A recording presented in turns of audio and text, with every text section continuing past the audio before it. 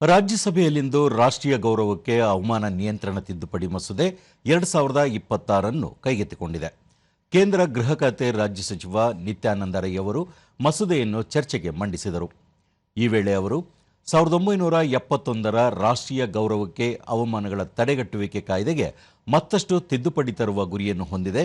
ಪ್ರಸ್ತಾವಿತ ಮಸೂದೆಯು ಒಂದೇ ಮಾತರಂಗೆ ರಾಷ್ಟ್ರಗೀತೆ ಜನಗಣ ಮನದಂತೆಯೇ ಶಾಸನಬದ್ಧ ರಕ್ಷಣೆಯನ್ನು ನೀಡಲು ಪ್ರಯತ್ನಿಸುತ್ತದೆ ಎಂದು ಹೇಳಿದರು. का संशोधन करने के लिए विधेयक पर विचार किया जाए। सिर्फ माननीय मंत्री की बात ही कोर्ट में जाएगी। ನೀಟ್ ಪ್ರಶ್ನೆ ಪತ್ರಿಕೆ ಅಕ್ರಮ ವಿರೋಧಿಸಿ ನಡೆಸಿದ ಪ್ರತಿಭಟನೆಯಲ್ಲಿ ನಡೆದ ಲಾಠಿಚಾರ್ಜ್ ಕುರಿತು ಗೃಹ ಸಚಿವರು ಸದನಕ್ಕೆ ಆಗಮಿಸಿ ಉತ್ತರಿಸುವಂತೆ ವಿರೋಧ ಪಕ್ಷಗಳು ಗದ್ದಲ ಆರಂಭಿಸಿದವು. ಕಲಾಪಕ್ಕೆ ಅಡ್ಡಿಪಡಿಸದಂತೆ ಸಭಾಪತಿ ಹರಿವಂಶ್ ಪದೇ ಪದೇ ಕೇಳಿಕೊಂಡರೂ ಗದ್ದಲದ ಈ ಹಿನ್ನೆಲೆಯಲ್ಲಿ ಕಲಾಪವನ್ನು ಸಂಜೆ 5:15 ಮುಂದೂಡಿದರು. I draw your attention to rules 235 to 38 of the rules of procedure, which state that you kindly follow the rules. Otherwise, I will read the entire rules. Honorable members are requested to adhere to the said rules while being present in the chamber or during their speeches.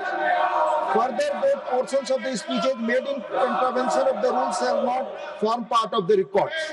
Pledge rule 235 238 आपसे expect किया जाता है कि आप पालन करें.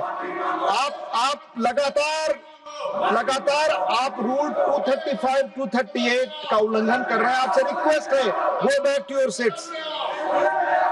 The house will meet again at 3 PM today. ಇದಕ್ಕೂ ಮುನ್ನ ಬೆಳಗ್ಗೆ ಕಲಾಪ ಆರಂಭವಾಗುತ್ತಿದ್ದಂತೆಯೇ ರಾಸಾಯನಿಕ ಮತ್ತು ರಸಗೊಬ್ಬರಗಳ ಇಲಾಖೆಗೆ ಸಂಬಂಧಿಸಿದ ಸಂಸದೀಯ ಸ್ಥಾಯಿ ಸಮಿತಿಯ ವರದಿಗಳನ್ನು ಮಂಡಿಸಲಾಯಿತು. ಸಭಾಪತಿ ಸಿಪಿ ರಾಧಾಕೃಷ್ಣನ್ ವಿರೋಧ ಪಕ್ಷದ ನಾಯಕ ಮಲ್ಲಿಕಾರ್ಜುನ್ ಖರ್ಗೆ ಅವರಿಗೆ ತಮ್ಮ ವಿಷಯವನ್ನು ಪ್ರಸ್ತಾಪಿಸಲು ಅವಕಾಶ ನೀಡಿದರು.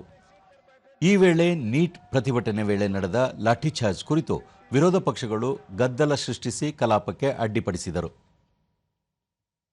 Of the department related parliamentary standing committee on chemicals and fertilizers, Shriman Ravangwara Narsari ji. Sir, with your kind permission, I rise to lay on the table a copy is in English and Hindi of the 24th, 25th, 26th and 27th reports on action taken report by the government of the Standing Committee on Chemicals and Fertilizers as listed in serial number 2 against my name in today's list of business. Thank you, sir.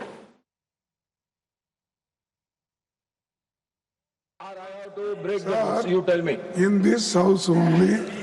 Mallikarjuna Kharge ವಿಷಯ ಪ್ರಸ್ತಾಪಿಸಿ ಈ ಬಗ್ಗೆ ತುರ್ತು ಚರ್ಚೆ ಅಗತ್ಯವಿದೆ, ಕೂಡಲೇ ಇದರ ವಿಚಾರಣೆ ಕೈಗೆತ್ತಿಕೊಳ್ಳುವಂತೆ ಆಗ್ರಹಿಸಿದರು.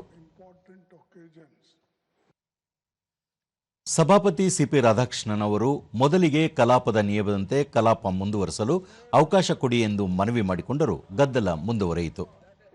The rarest of the rarest should be consensus of the whole house.